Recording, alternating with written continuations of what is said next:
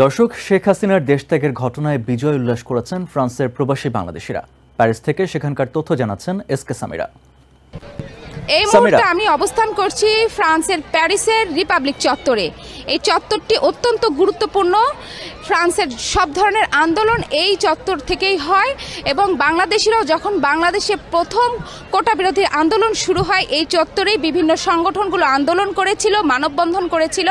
আজ যখন বাংলাদেশে একটি এর ফলাফল এসেছে, প্রধানমন্ত্রী পদত্যাগ করেছেন এবং তিনি দেশ ছেড়েছেন, এই বিজয় উল্লাসকে কেন্দ্র করে এখানে প্রায় হাজার হাজার মানুষ একত্রিত হচ্ছেন। তাদের সবার গায়ে আছে জাতীয় পতাকা এবং সবাই স্লোগান দিতে দিতে আসছেন। এমনই একজন আমার সঙ্গে আছেন, তিনি কিছু বলবেন। এখানে ফ্রান্সের এই মেন কান্দিবন্ড, এখান থেকে মানুষের অধিকারের কথা বলে থাকে। তো ওই হিসাবে আমরা বাংলাদেশকে উইথ জানাই। আমি প্রবাসী হিসাবে একজন প্রতিটা মানুষ, প্রতিটা ছাত্রছাত্রী যারা আজ এই আত্মত্যাগ দিল, যারা এই মারা গেল, এই রক্তের বিনিময়ে যে আমরা একটা বাংলাদেশ, সত্যিকারই একটা নিরপেক্ষ স্বাধীন বাংলাদেশ পেলাম, এটার জন্য আমাদের আর কিছু বলার থাকে না। সত্যি আফসোসের কথা যে এতগুলি রক্তের বিনিময় আজকে হয়তো আমরা দেশটাকে আবার গণতন্ত্রের দিকে ফিরে পাচ্ছি।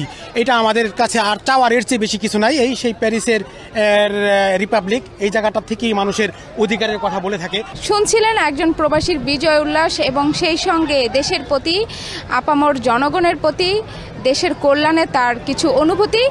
এবং আমার পিছনে দেখতে পাচ্ছেন এখনও অনেক লোক জড়ো হচ্ছে। হয়তো আরও কিছুক্ষণের মধ্যে পুরো রিপাবলিক চত্বরই ভরে যাবে।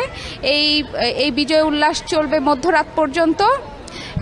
এখন সেই পর্যন্ত বিদায়। ভালো থাকবেন।